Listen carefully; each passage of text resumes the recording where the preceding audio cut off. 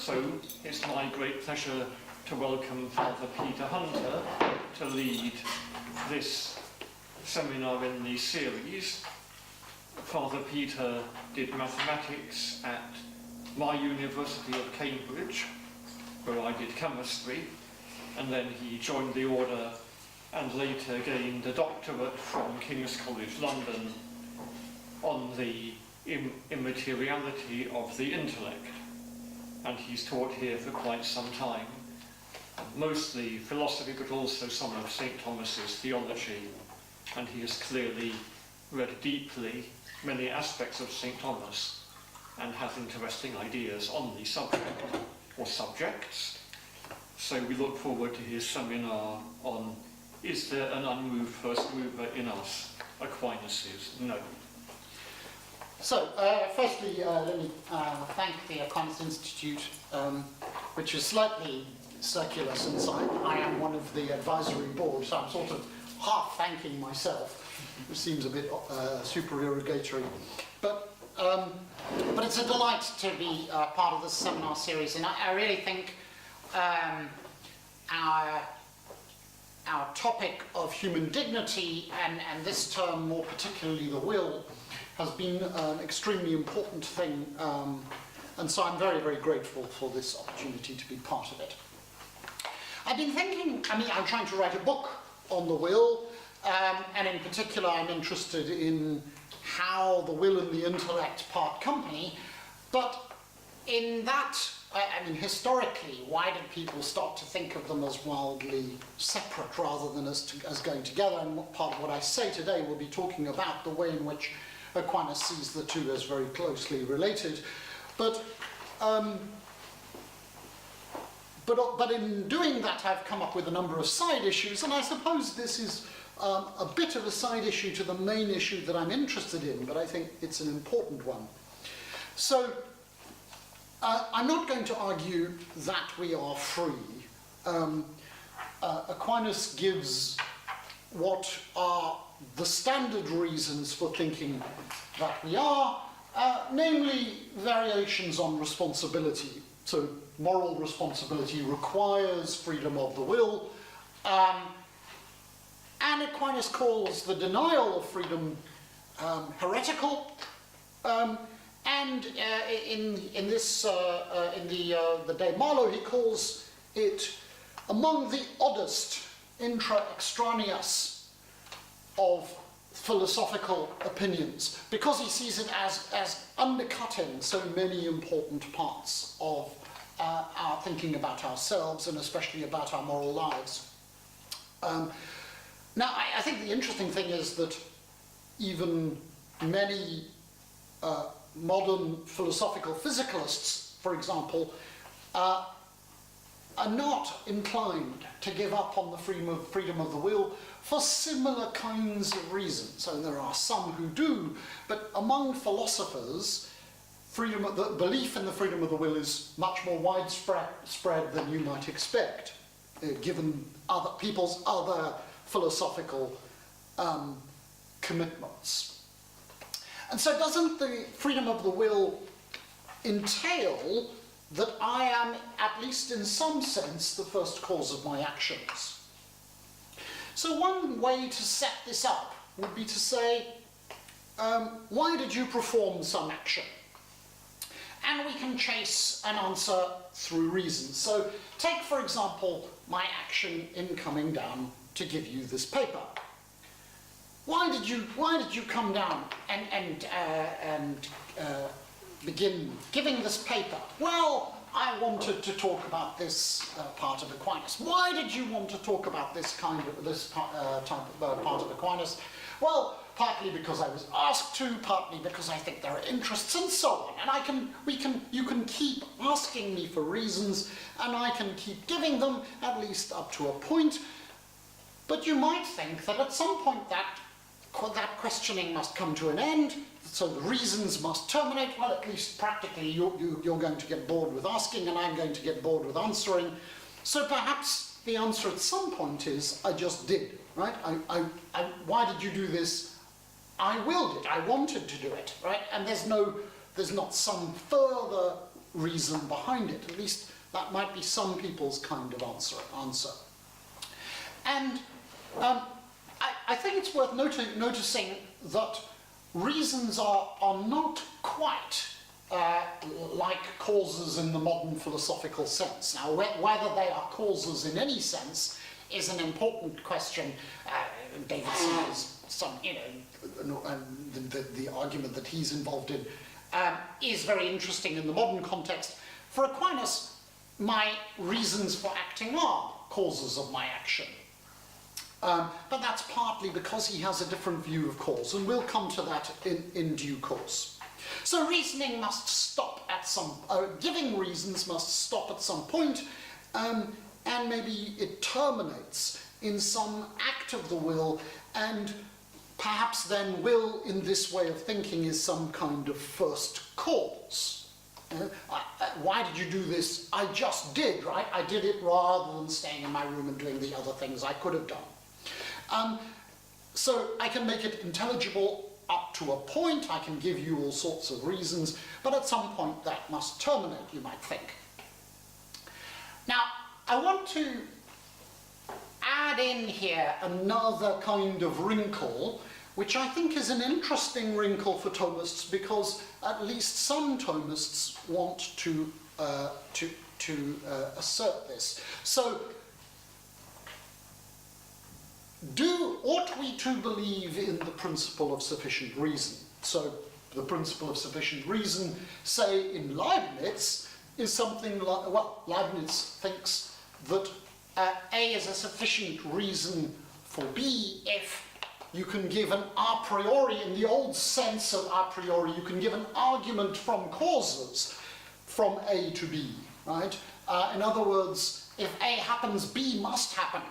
A somehow completely explains the happening of B.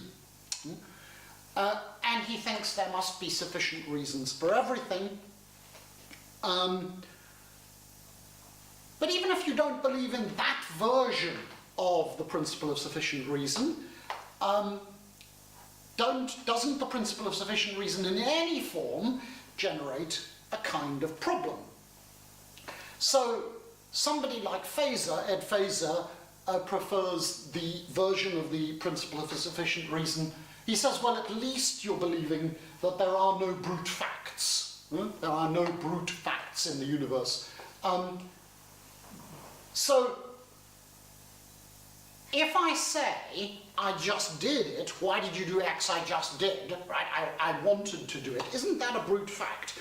Isn't it going to violate the principle of sufficient reason in some way? And I think the interesting thing is that belief in the principle of sufficient reason is actually pretty strong among many philosophers. And if you buy variations on the principle of sufficient reason, you're going to end up with no account of the freedom of the will, it seems to me. So, for example, Galen Strawson offers an argument which he thinks proves that the freedom of the will is impossible, where he says that freedom must involve not just doing what I want, but wanting what I want. But on the basis of what do I want what I want? Well, presumably on the basis of my character. But if I'm able to want what I want, I have to be able to want to be have a different character than the one I actually do. So on what basis do I do that? Well, on the basis of some, as it were, character. And you go down through a set of homunculi, and he thinks you've got an infinite regress, right? You've got no point at which you can say, well, because of the principle of sufficient reason, you've got no point at which you can say, well, I just wanted this, right? There's got to be some reason for your wanting, and that reason itself has to be susceptible to will, or the whole thing is unfree, right? And so you've got a sequence of homunculi that on the basis of which I will this on the basis of some part of me that wills this, and I will this part of me on the basis of some other part of me that wills that, and so on. and consequently, because that involves an infinite regress and there's no way to stop the regress, free will is impossible. And notice that at least in this particular account, adding God doesn't particularly help. So if God caused my choice, firstly, am I free? And that's a question we'll come to because, of course, Aquinas is going to say God caused my choice, in some sense. In exactly what sense God causes my choice is a little tricky to nail down. But in any case, why did God cause me to choose this rather than some other thing? So why did God cause me to choose to come down to give this lecture? If you believe certain versions of the principle of sufficient reason, God has to have a sufficient reason for willing me to do this rather than some other thing. And it looks like, ultimately, everything is going to be necessitated. And that's certainly, in fact, what Leibniz famously accepts, right? So there must be, if I did X, there must be some a priori argument, a priori in the scholastic sense of a priori, right? Not Kant's sense. There must be an a priori argument, says Leibniz, for X, and consequently there couldn't be an argument for X prime, right? Where X prime is some other action that I might have performed. That's staying in my room rather than coming down to lecture, say. If we back off to something like Phase's version, of the principle of sufficient reason, there are no brute facts, well, you might think that would help. God can at least be the cause of my actions on Phase's account, and hence they will not be brute facts. But we still have the problem of whether God can cause my actions without them being determined. And if he causes them, how are they my actions rather than his? And isn't the fact that God caused me to do X and not X prime itself going to be brute? Right? So haven't you still got a problem with the principle of sufficient reason, even in Phase's minimal version? So isn't God causing me to do X and not X prime, to come down and lecture, say, instead of staying in my room? Isn't that going to be ultimately brute, even if you regard my acting as not brute because God causes it? Okay, all right. So maybe the principle of sufficient reason itself is to blame for this puzzle, but maybe we need a better account of it. And I'm actually curious what people think on that final thing, because at least some Thomists, I mean, Phaser's not the only person, right? Garrigou-Lagrange also holds the principle of sufficient reason in some form, and certainly in a form that says there are no brute facts, right? So is there a problem with free action and the principle of sufficient reason? And that's one puzzle I don't have a complete solution to. All right, so let's now proceed. So I've set the problem up, and now let's proceed to Aquinas' account of it. And for this, I'm relying on his fullest account, which is in De Malo, Book 6. And so I'm going to give you Aquinas' account of free will. He says humans, like anything, has a source. A human being has a source of its proper acts. So the proper acts of all things are caused by internal principles. So in an unfree natural, in an unsentient, a natural agent with no sense, the action of the substance is simply due to the form of the thing. but that form gives rise to natural inclinations to act, and then those inclinations to act lead to actions. Now, in the case of agents with sense, he thinks of them as intermediate between the agent without sense entirely and the rational agent, in that the agent with sense can act on the basis of forms sensed, and so it now does this and now does that. It doesn't have a uniform inclination. It's sometimes inclined to move towards things, sometimes inclined to run away. But in both cases, so in the first case, the action is produced by the form of the thing. In the case of the animal, the non-rational animal, the action is produced not just by the form of the animal, but by the forms that it receives in its senses. And in the human case, actions are performed not just because of human nature, and not just because of forms received in sense, but of course because of forms received in the intellect.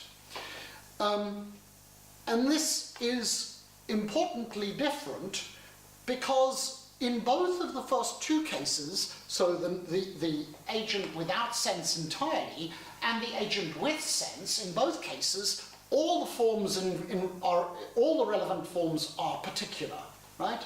So sense forms are particular, the form of the animal itself is particular.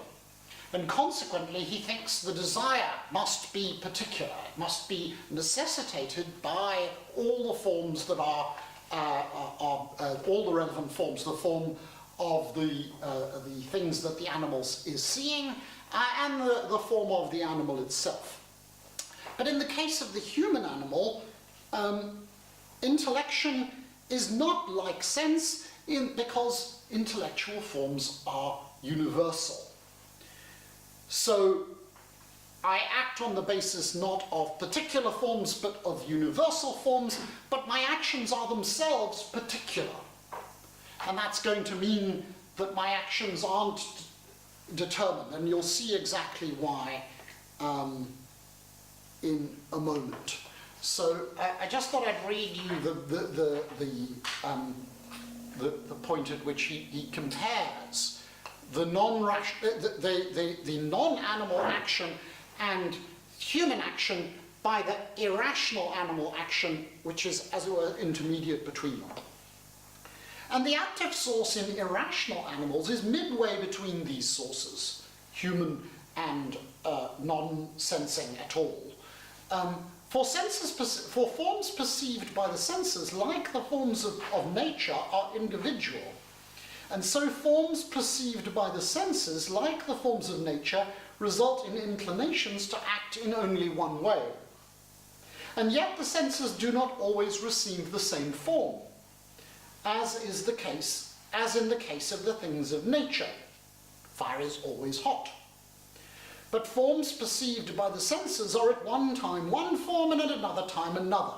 For example, forms perceived by the senses are at one time pleasurable and at another time disagreeable. And so animals sometimes flee and at other times seek what they perceive. And in this respect, the active source in irrational animals is like the human active source. So it's not determined in itself because it's determined by the forms of the senses, and those forms themselves change, right? That's the point. All right. So, we can think of powers being, he now wants to think, is the power of will, the power of free choice, is this necessitated to its action? And he says powers are moved in two ways, and he wants to show that in neither way is the will necessitated to its choices. So firstly, powers are moved by the subject that has the power. So, for example, he says, I can see more or less clearly by disposing my body in certain kinds of ways. So if I'm in the sunlight, I can shield my eyes from the glare of the sun, and that leads to my seeing more or less acutely. But they can also be determined by their object. So sight sees sometimes one thing, sometimes another thing. Sometimes a square, sometimes a circle, sometimes white, sometimes black.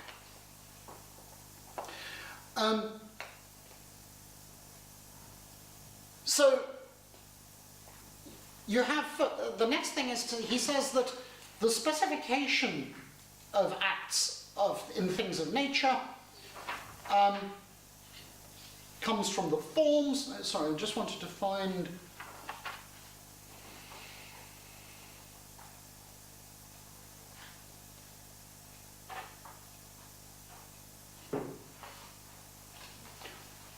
We need to consider that the specification of acts in things of nature indeed comes from the thing's forms, and that the very performance of the acts comes from the cause that causes the very movement.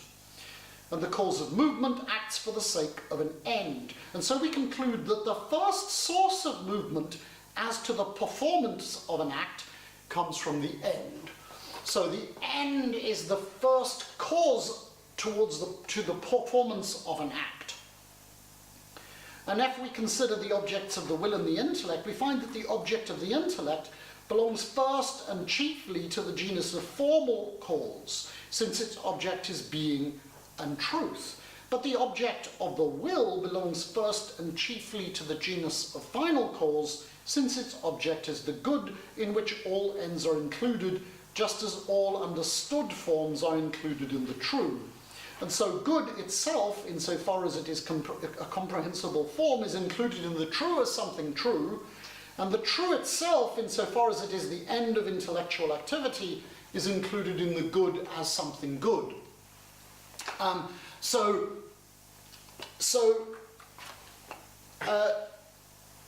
the first thing to say is the intellect moves, in one sense, the intellect is first in the order of willing, because the intellect proposes something to the will as good, right? So I grasp the world as good in some way. But as to its action, the will itself moves itself, and we'll see why that's not a counterexample to Aristotle's insistence that nothing can move itself, right? It's not going to move itself in the same respects. So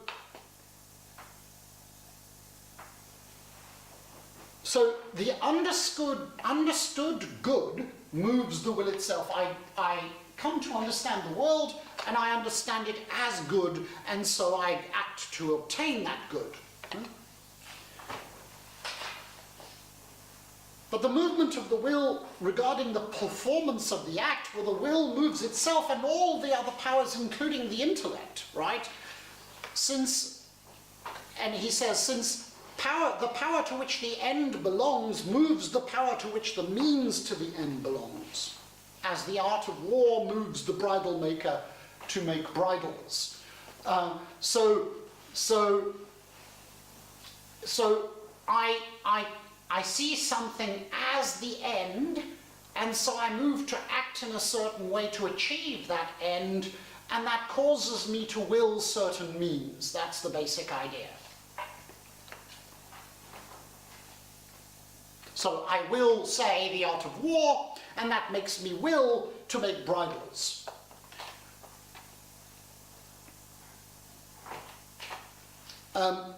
So what we have to do to see that the will is free, that is to say not moved necessarily, I have to see that the movement of the will regarding the performance of its act is not determined, and the specification of the act is not determined. Right? So those things that move the will are not determining it, and those things towards which the will is moved are not determinate. Right? Those are the two bits.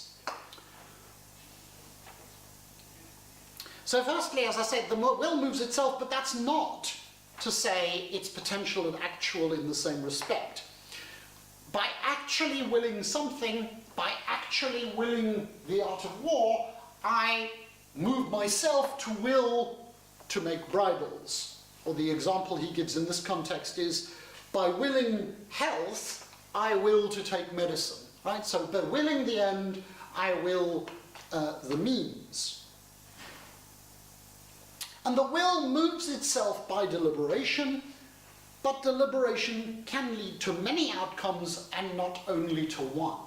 And to see this part of the argument, you have to really see that he's relying on the comparison between deliberation and theoretical, or the contrast between deliberation and theoretical argument. So theoretical argument leads to its conclusion, and adding premises to the argument don't change the conclusion at all. So, Socrates is a man and all men are mortal, so Socrates is mortal. Well, I can add any premises I like to that argument and the conclusion will still be Socrates is mortal. So, Socrates is a man, all men are mortal, Theresa May is the Prime Minister of Great Britain, it's still the case that Socrates is mortal. Or I could add, the moon is made of green cheese. I could add any premise I like, and it's not going to lead to a different conclusion. Whereas with deliberation, adding which premises I choose changes the conclusion I come to. I want to go to London, this train goes to London, so take this train.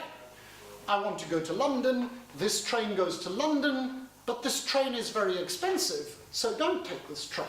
Right? So by changing the different premises that I use, my deliberation comes to a different conclusion.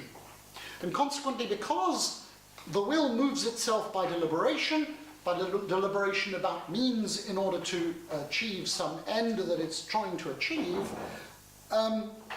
it doesn't determine itself, it doesn't move itself necessarily, right? It doesn't determine itself to one outcome rather than to another. But what moves the will to deliberate at all? And he considers for a moment that it might be some part of the universe. He considers the heavenly bodies, maybe they move us to deliberate, and he says, no, the will is an immaterial power, and so it can't be moved by a heavenly body. It's quite an interesting argument. And ultimately, he thinks only God can move the will to will in such a way that it wills freely. So God moves the will to will. But he says it moves the will to will in a way consonant with the will's nature, namely as free. So any kind of external movement of any body is going to result in that motion being unnatural. So the natural motion of a heavy object is towards the ground, right? I move my hand, the book falls. But if the book moves upwards, that can only be because it's being acted on from outside. But God can move the book in its natural way, and only God can move it in such a way that the book itself moves naturally. And he thinks similarly, only God can move the will to will in a way in which the will remains free. In other words, in the way in which the will moves in accordance with its nature. And we'll come to some idea of how that can happen in a moment. So we've now shown that the will is not moved in accordance with the necessity because it's moved in accordance with deliberation, and deliberation has many outcomes. But what about the object? Well, he thinks the object of the will is the suitable good. So not just the good, but some good seen as suitable to some activity in which I'm involved. So I can see the goodness in all kinds of things at the moment, but my will is not moved towards them because they're not suitable to my current activity.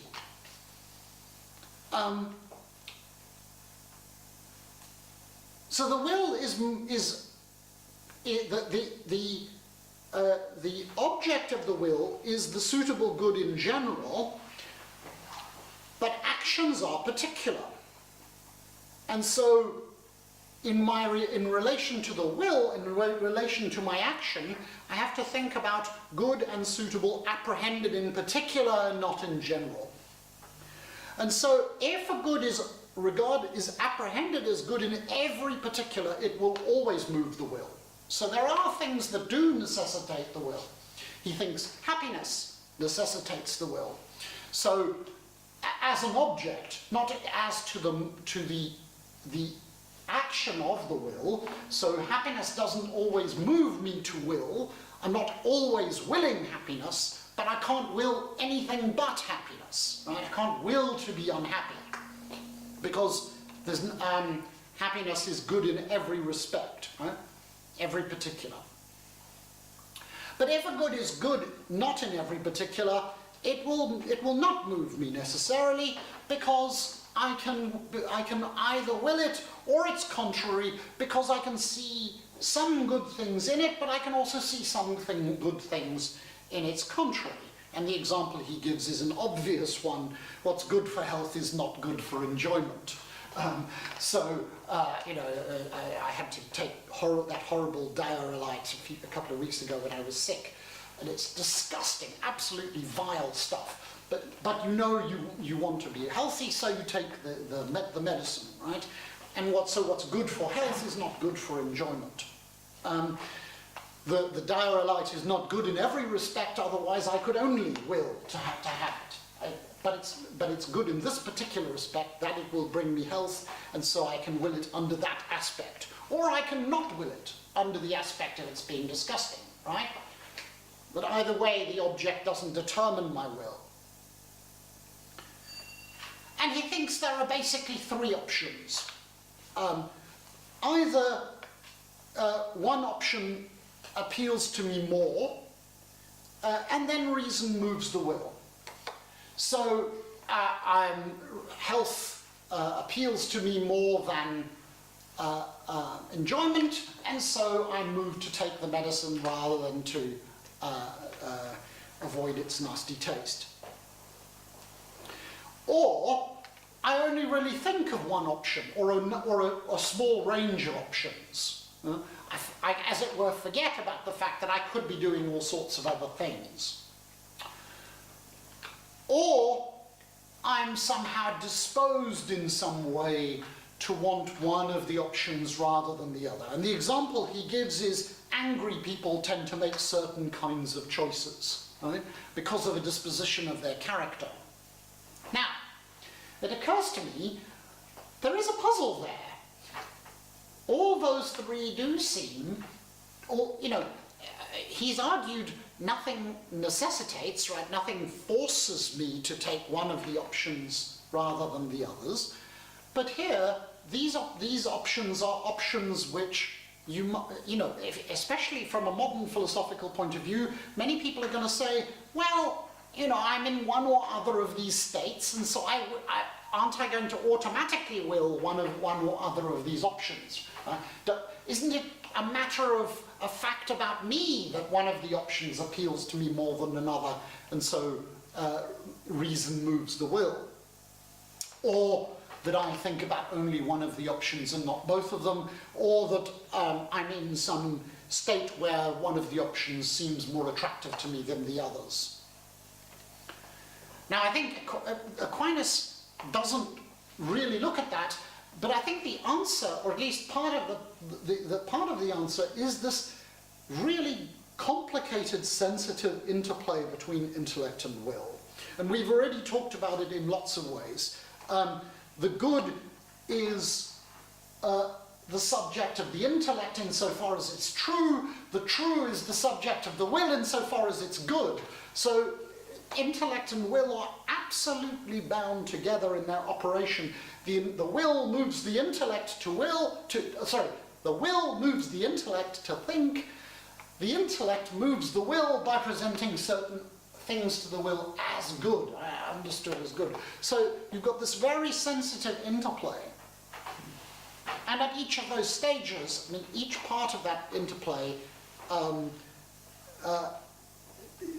not determined either by my will moving me to will one particular thing rather than another, because deliberation can come to many conclusions, but nor am I determined by the object, because not every object is good in every possible respect. That's the idea. All right. Now, I don't think that's a solution. I haven't completely solved my difficulty, but that's the basic pattern, I think, of Aquinas' solution. So, on that third option, where I'm moved according to a disposition, he thinks some dispositions are natural. So all desire to live and to understand, say, that's part of being human, that you desire to be alive and you desire to understand.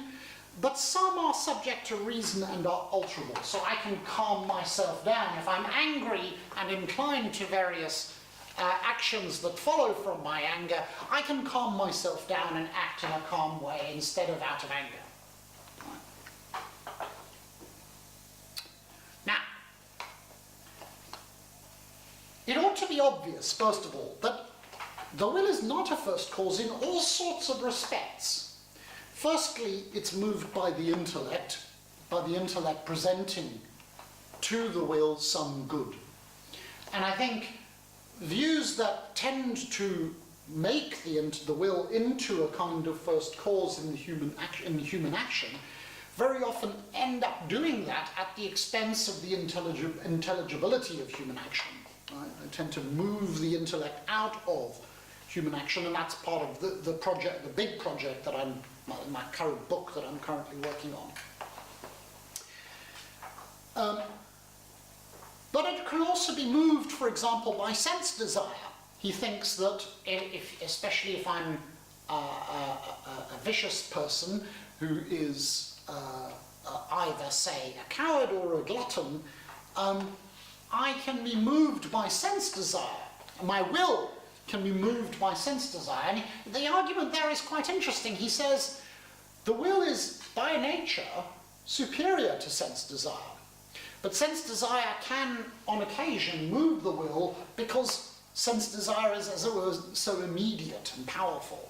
So the will, although in general more superior to sense desire, can be moved by it because I have effectively a weak will, a will that's in this respect not as dignified as it should be. So it should be obvious that Aquinas thinks the will is, that even before you consider God, the will is not, in many respects, a first cause of human action. But ultimately, of course, it is moved by God. Now, exactly what he says in this regard is somewhat unclear. In some places, he does say, pretty much explicitly, God moves the will to will, but not to will this or that. So God moves the will, as it were, sets the process of deliberation going, but doesn't determine the outcome of the deliberation. Now, I think that what I've just said must be true of every. I mean, that definitely is his view.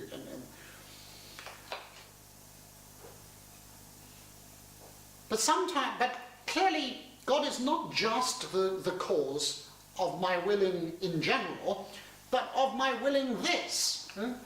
So God moves me not just to choose whether to come down and lecture to you or to stay in my room, but God causes me, moves me to will to come down and lecture to you. or to stay in my room. But either way, God moves me to will the particular thing that I do will, but not by necessitation. God doesn't make me will one thing rather than another thing. But, and this is the wrinkle I'm not even going to get into, he thinks it's possible, and especially in the case of grace, for God to move me to will some particular thing. So God can, it's not just that God can move me to will without necessitating me to one choice or the other, but God can in fact move me to will this rather than that, and in such a way that I nevertheless remain free in willing this rather than that. I'm going to leave aside that question partly because it gets into theology, and I'm a philosopher. At least I'm giving this paper qua philosopher, let's say that. All right. Now, part of the problem in untangling this is that modern accounts of causes are confused. So one of the things that when you talk about causality in the modern English language context, you're really dealing with the account provided for us by David Hume. And for Hume, causes necessitate. Now exactly what, or at least he thinks that for causes to be real causes, they must necessitate, and yet he thinks I can't know that causes necessitate. So I can't actually know causes to be causes on Hume's account. I can't know in any kind of serious sense of the word know. But what do I mean by necessitate? Do I mean that just that causes make their effects happen? Well, that would be true of efficient causes in Aquinas' scheme. Efficient causes make the effect happen. But does it mean that the cause means the effect must happen? Is that what he means by necessitate? And that's what, in fact, many modern English language philosophers take him to mean. And indeed, whether they take Hume to mean that, that's what they mean, right? That is to say something is caused is to say it is determined. Caused entails determined. But of course, causes don't necessitate in that sense.